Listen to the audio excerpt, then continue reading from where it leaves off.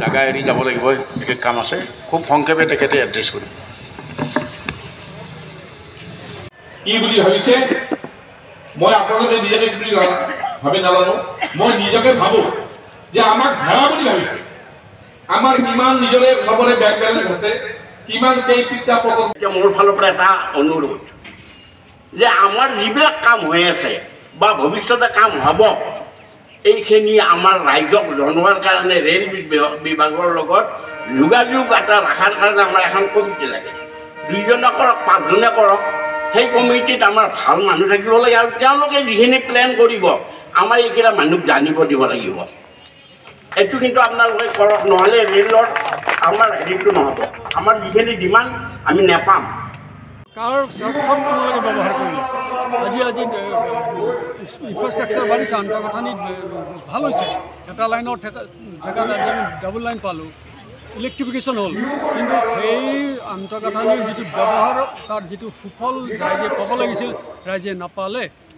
ঠিক তেনেকৈ এতিয়া কি হৈছে, ভিতৰত আজি ষ্টেচনৰ আভ্যন্তৰত বিভিন্ন কাম কাজৰ কাৰণে কেন্দ্ৰীয় চৰকাৰে অমৃত ভাৰত আঁচনিৰ নামত যি ধন তেওঁলোকে অনুমোদন দিছে, সেই ধনৰ ব্যৱহাৰ এচাম বিষয়াই মিলি এনেকুৱা অযৌক্তিক কামত তেওঁলোকে লগাব গৈছে, যাৰ ফলত ইয়াৰ মানুহৰতো যাত্ৰীটো সুবিধা নহয়ে, ইয়াৰ চাৰাউণ্ডিংছ যি ব্যৱসায় বাণিজ্য তাতো কোনো সহায় হ'ব নোৱাৰে। অথচ অমৃত ভাৰত আঁচনিৰ এটা মুখ্য উদ্দেশ্যই হ'ল তাৰ পাৰ্শ্বৱৰ্তী অঞ্চলৰ ব্যৱসায় বাণিজ্য অৰ্থসামাজিক এটা ডেভেলপমেণ্ট আনি দিয়া।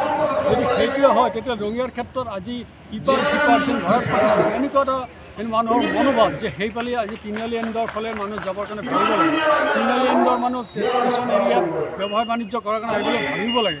কিন্তু এই যিটো বটল লাগে এই দূৰ কৰাৰ কাৰণে এই নক্সা সংশোধন ক্ষেত্ৰত যি তেওঁলোকে প্লেন কৰিছে সেইটো উঠাই লওক আৰু নতুনকৈ প্লেন কৰি তেওঁলোকে দলং দুইমূৰে অৰ্থাৎ পাব্লিকৰ লগত যাতে কৰিব লাগিব। অকল ৰেলৰ মানুহখিনি অহা যোৱা কৰিলে এইটো নহ'ব, আমাৰ মানুহখিনি যাব ক'ত? আজি আপোনাৰ কোনফালে এই অভাৰব্ৰিজ আজি ভৰি ভাঙা, কাৰোবাৰ কিবা অসুস্থ, আপোনালোকে দলঙেদি যাব নোৱাৰে, ৰেল লাইন দি যাব নোৱাৰে, ক'ত যাব? আজি সেই SK14 SK15ৰ মাজেদি যাব লাগিলে মোৰ নিচিনা মানুহ এজনক 2 ঘণ্টা সময় লাগিব মোৰ ঘৰ পাওঁতে।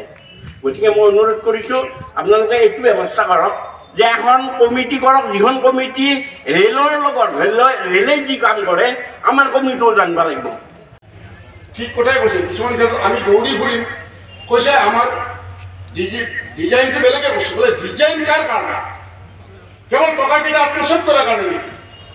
এতিয়া অমৃত ভাৰত ৰেল ষ্টেচনত কিমান টকা আহিছে কোনো নাজানে, আনকি সদায় ঘাটি ফুৰা লাগি ফুৰা আমাৰ গোটেই দীপংকৰৰ গোটেই কথা কিমান টকা আছে জানে নেকি?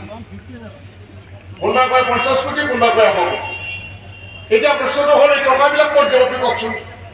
আপোনালোকে জানে ইতিমধ্যে প্ৰাসংগিক কিছুমান কথা উত্থাপন হৈছে। 3.5 দশক জোৰা আন্দোলনৰ পিছত আমি ৰেল ডিভিজন পাইছোঁ, আৰু ৰেল ডিভিজনত ডিআৰঞ্জন আহি প্ৰথমতে ঠিক কৰিলে যে মোক সাক্ষাৎ কৰিব লাগে, একদম পাৰ্মিশ্যন কটকটীয়াকৈ পাৰ্মিশ্যন ল'ব লাগে। আমি জানে আমাৰ প্ৰতিনিধি দল যায়, আধা